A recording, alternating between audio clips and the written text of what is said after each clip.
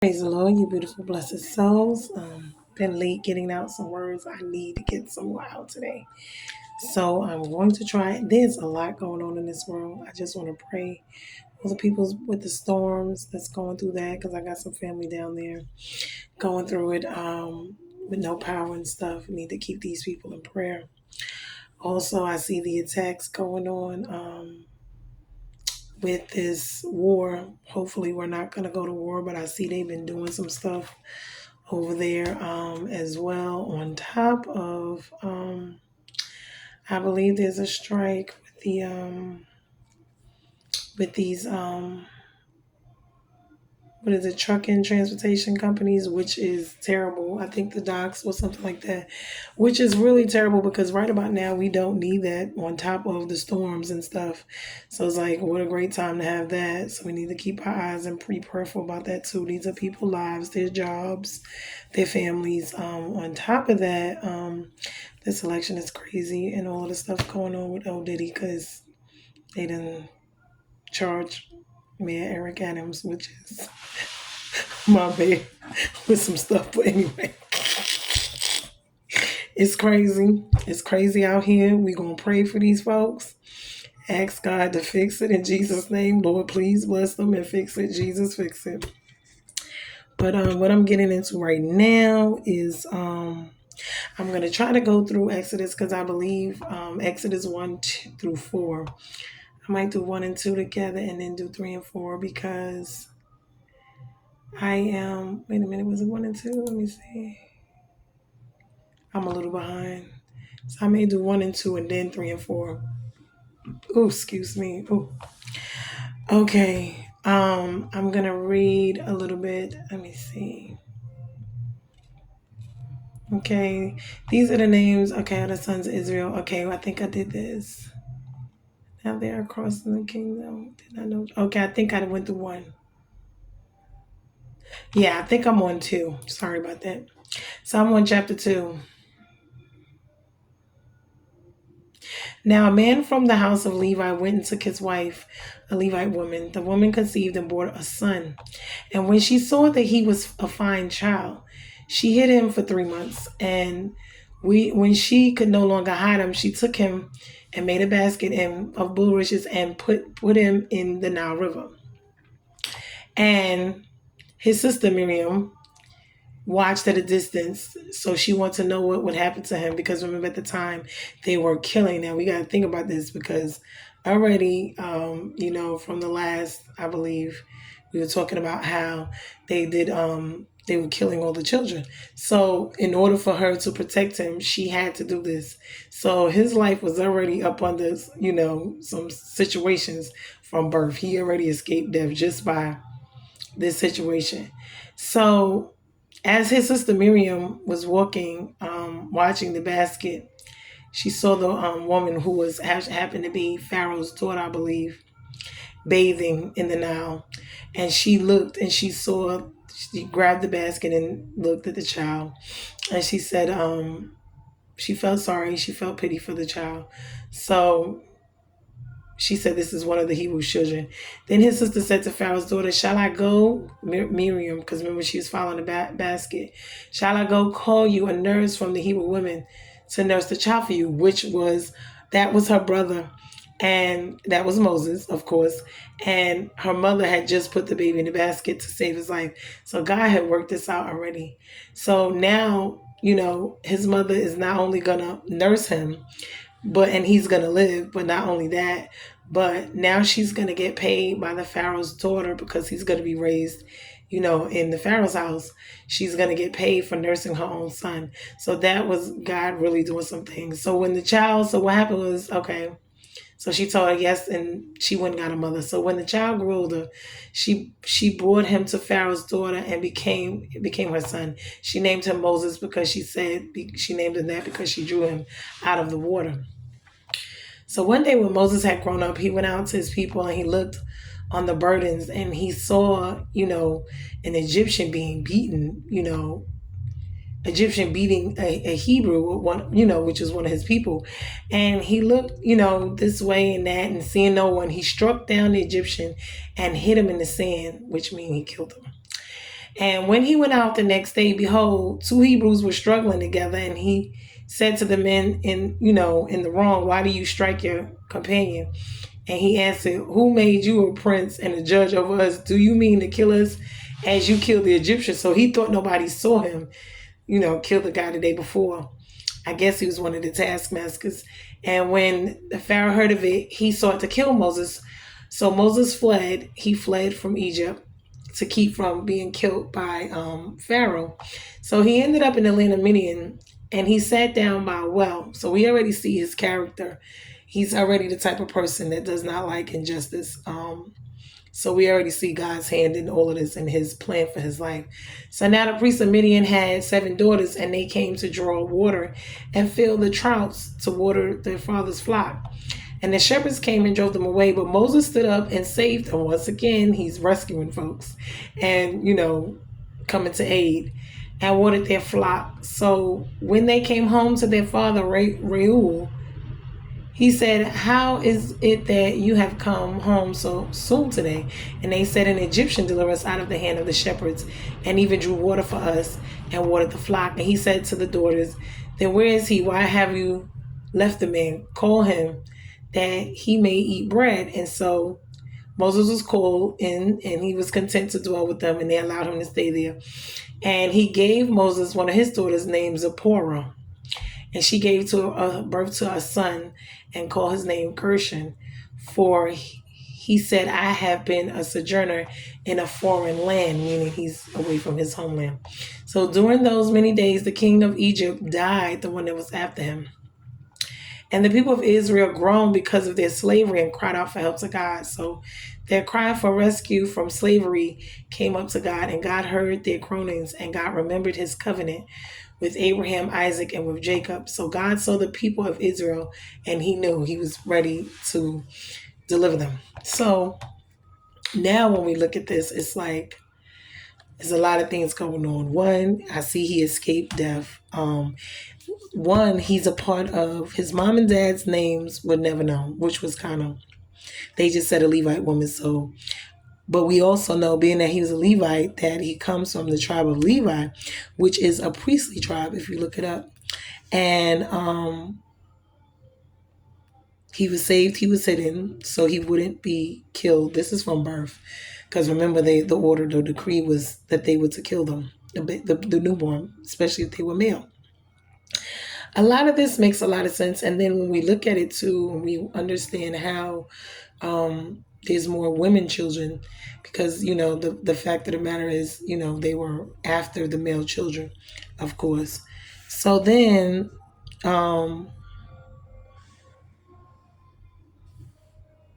that's why all things work so good. All things work together for the good to them that love the Lord.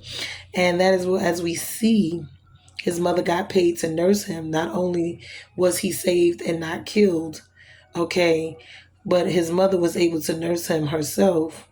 And he got to grow up in the Pharaoh's house, which was the Egyptians, which was the ones who was trying to kill them, see? So when Moses killed, the taskmaster, he was basically trying to set a wrong right. So when we look at people, they're born into certain things. These are their natural gifted talents, I would say, talents or portions or whatever you want to call them. And they're already born into them. So this is what set him out to leave.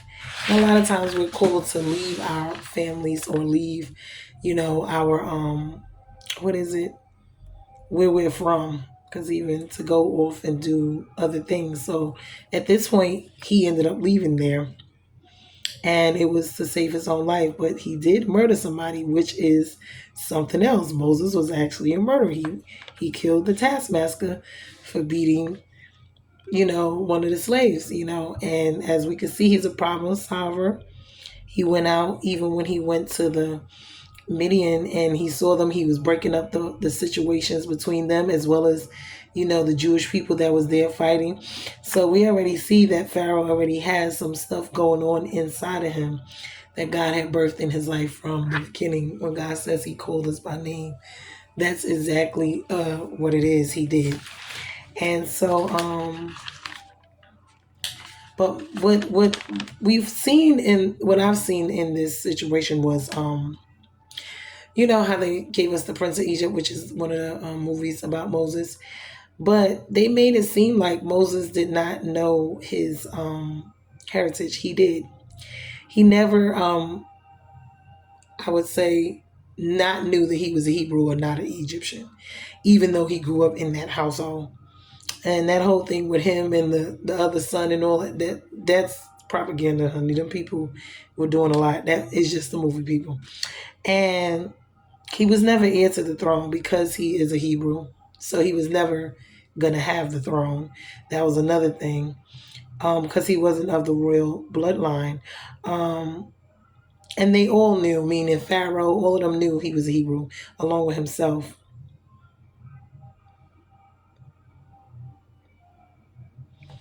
Okay, let me see what else.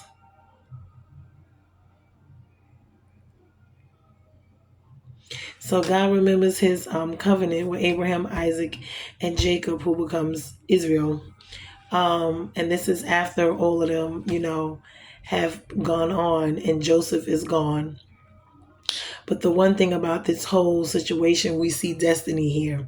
We see destiny, and it could have been taken away. But of course, God always has a ram in the bush, and this child will grow up, and someday he will liberate the people. God will use him to liberate the people of Israel, to bring them out of Egypt, out of bondage, out of slavery. That's what I said. When we look at all of this, it really makes me look at our heritage, because the 400 years, it's like, they gotta be talking about us.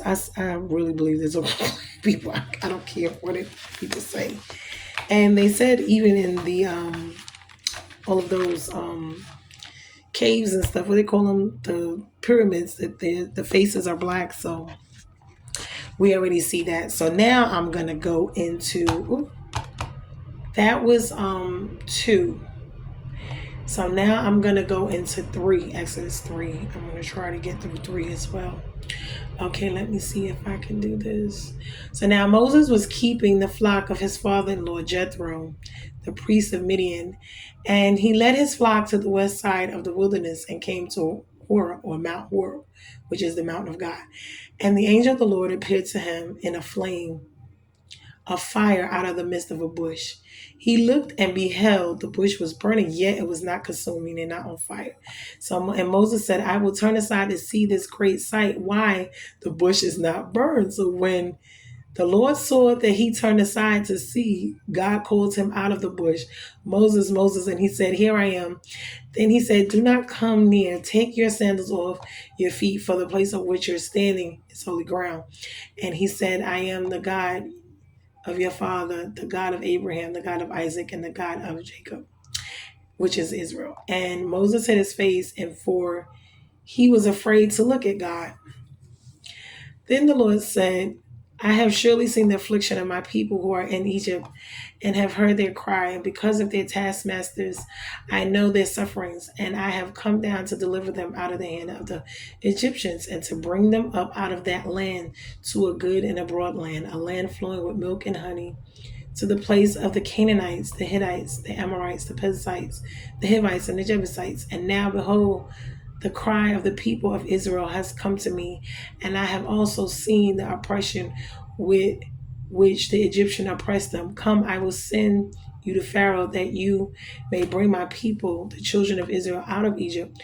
But Moses said to God, who am I that I should go to Pharaoh and bring the children out of Israel, out of Egypt? This was funny because he knew his place. Like, wait, who am I? Like, I'm not going. And it's so funny because people who are really called do not be wanting to be called. And God just decided, Blue, you the one I'm going, yeah, he already born. You didn't know, but he knew you were going to, do this. So So Moses said to God, so he said, who am I should go and bring the children out of Egypt? So he said, but I will be with you, and this shall be the sign for you that I have sent you. When you have brought the people out of Egypt, you shall serve God on this mountain. So then Moses said to God, if I come to the people of Israel and I say to them, the God of your fathers has sent me to them, and they ask me, well, what is his name? See, he's stolen now. What shall I say to them? God said to Moses, I am who I am. And he said, say this to the people of Israel. I am has sent me to you. And God also said to Moses, say this to the people of Israel, the Lord, the God of your fathers, the God of Abraham, the God of Isaac, and the God of Jacob has sent me to you. This is my name forever, and thus I am to be remembered throughout all generations. Go and gather the elders of Israel together and say to them, the Lord God of your fathers, God of Abraham, Isaac, and Jacob has appeared to me, saying, I have observed you and what has been done to you in Egypt, and I promise that I will bring you up out of the affliction of Egypt, the land of the Canaanites, Hittites, Amorites, Perizzites, Hivites, Jebusites, to the land flowing with milk and honey.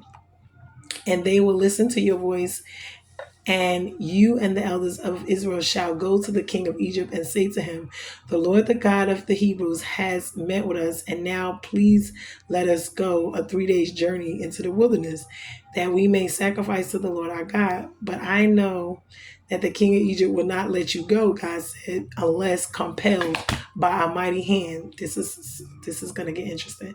So I will stretch out my hand and strike Egypt with all the wonders that I will do in it. After that, he will let you go, and I will give this people favor in the sight of the Egyptians.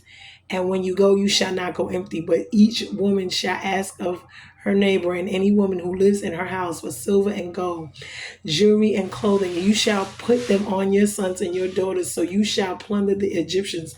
Ooh, when God get ready to do some things, he gets ready to do it. Folks can play around if and when they want to.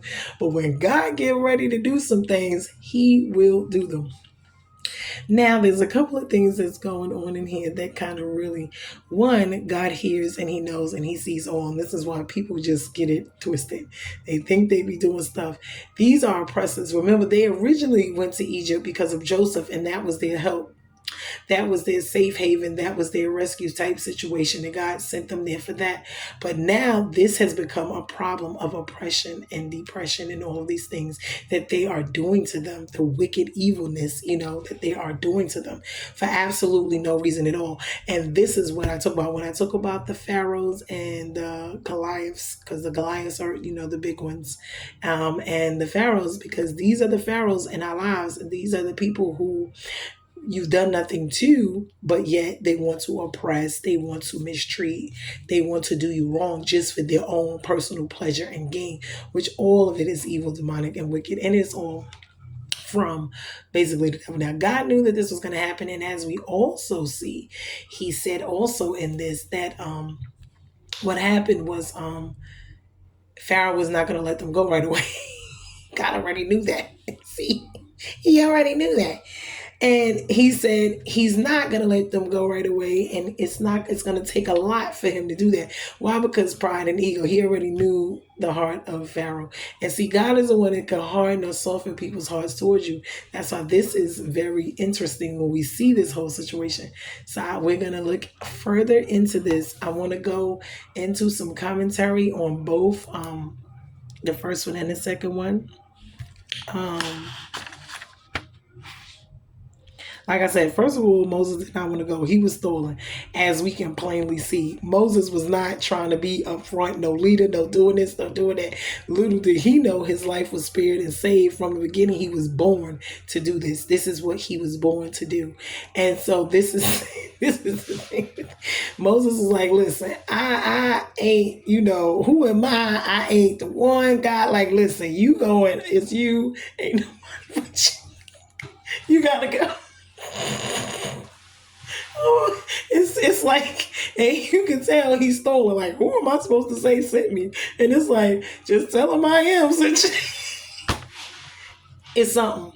But when we look at it, We understand God heard their cries, which is innocent bloodshed, when the stench, because they talk about the stench of one of sin, of oppression. God is a God of justice. He's a God of righteousness and righteous judgment, equal equality, stuff like that. He's loving, he's caring. He is not the God of this type of stuff here, oppression and, like slavery and all this. They talk about slavery, but when they had servants or slaves, they were not treated like this. See, this is why this was a problem, because if they had servants in the household, they were treated like family. They had to be circumcised, they was fed, they was taking care of them and their children. They were taken care of. They were not treated like this. So there's a big difference when they talk about, oh, God allowed slavery. No, there was servants. And it wasn't to the extent of being slave, meaning a servant and a slave is two different definitions, I would say. Because the servants get treated well. The slaves were slaves. They got treated like slaves. You see, they were whooped, they were beaten, they were made oppressed and made to do all of these things. Servants is just people who is in the house that live there, that help take care of the kids. They might tend to the yard work or the animals and all of this type of stuff. But they have quarters, they have food, they're, taken care of and maintained. These people is not being taken care of. These people is being tormented. You see what I'm saying? So there's a big, big difference. Okay. Also, let me see.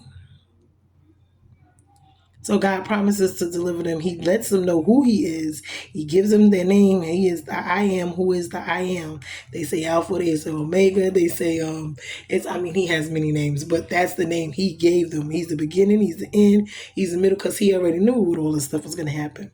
But he did say he shall not let him go until he strike his hand. So this was a lot going on here. And even the angel, even the bush, but it's letting us see that God will reveal himself to us. And he did it just so that Moses would know and understand he is who he is. And he's even willing to do it for the Israelites, so that they know that, yes, this is him. But we cannot get caught up in that, because they say in the last days, which, as we can see, a lot is going on, folks. Better get it right with God, because, honey, I believe you see all of these hurricanes and stuff going on. That's, storms and stuff. Honey, and they can sit back and play with God. And I'm hoping we're not going to go to war, but it's talking about in the word pestilence, famines. It talks about all of these things. So you got a bunch of stuff going on right now. So people need to really be paying attention to the world and what is going on in it right now. But I'm going to give a brief summary of, hold on, I should have did chapter 2 first. I'm going to give a brief summary of chapter 2. And then I'm going to do chapter 3. And I'm going to end this one. And I believe I need to go. Okay, let me see. Okay, chapter 2 introduces the character of Moses with being, described his situation, infanticide, which is interesting, because we see a lot of that. Of course, when we look at that, abortions, because that's another thing. When I was thinking about that birth stool situation, I was thinking about that too. Okay.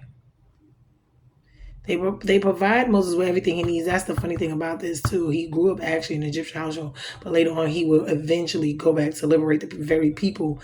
He would go against the very people that took care of him and saved his life. God is funny with stuff like this. But he will leave them out of captivity. And let me see. So let me see. This next one was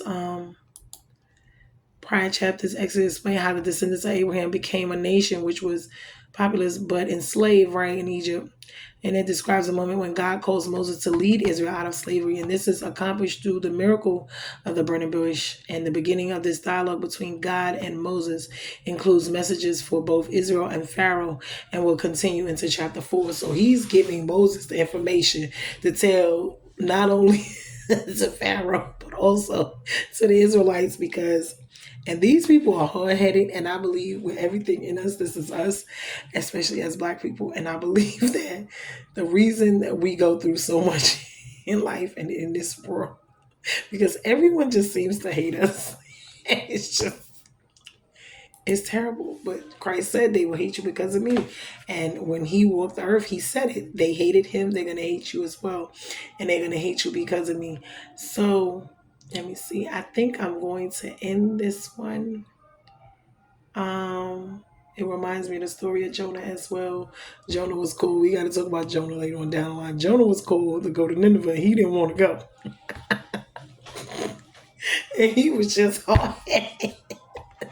And I'm saying, because I see myself, like, I don't want to do this, I don't want to do that. And God's will and his way, his thoughts is not ours. And we rebel a lot, and that's not good. It's really, really not. But it's funny because God still gets you to go and do it. You either going to go willingly or unwillingly, but you going to go. Just like a child when they don't want to do what they supposed. Either you going to go on your own, you going to get this whooping and you still going to go. But anyway, I'm going to end this one because this was just too funny for me. I got to go into 4 because I haven't really done 4 yet. And then I did have some more that kind of went with this out of this other thing that I had that kind of goes with these. So I'm going to end this one. And I don't know, should I do that? I'll probably, let me see, look at my notes to see. This one is talking about weathering the storms of life.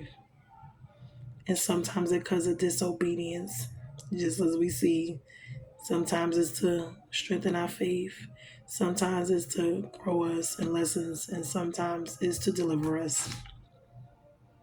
Ask God for the strength and the courage and the wisdom to understand and not waste the storm. What was the other one? Let me see. Oh, consequences of rebellion. Okay, I might as well go ahead. Why? Because it deals with this situation. So this one was in Psalms 107, 9 through 15. And I'm just going to read it. You can read the passage. I'm just going to read it and then I'm going to end it because as we can see, there's a lot going on here. It is dangerous to rebel against the will and the word of God and to turn away from his path. This is, like I said, Psalm 107, right? 9 through 15. Those who sat in darkness and in the shadow of death, bound in affliction and irons, therefore he brought down their heart with labor. They fell down and there was no help.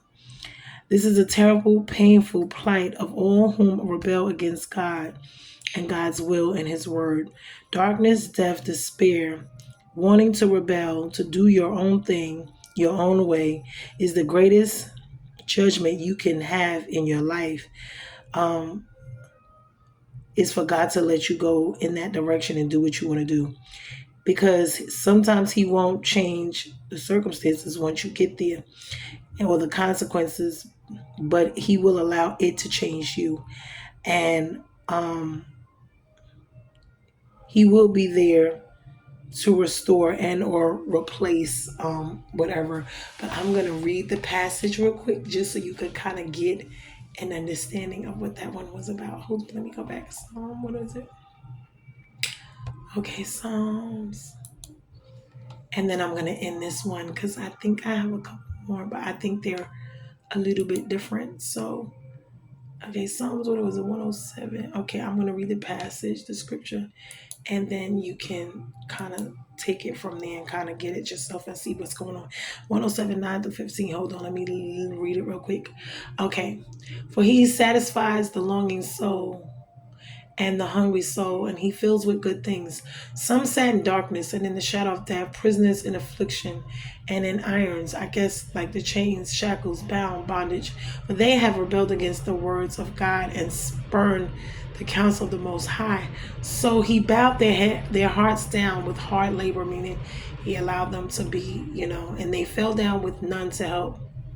They cried to the Lord in their trouble, and he delivered them from their distress.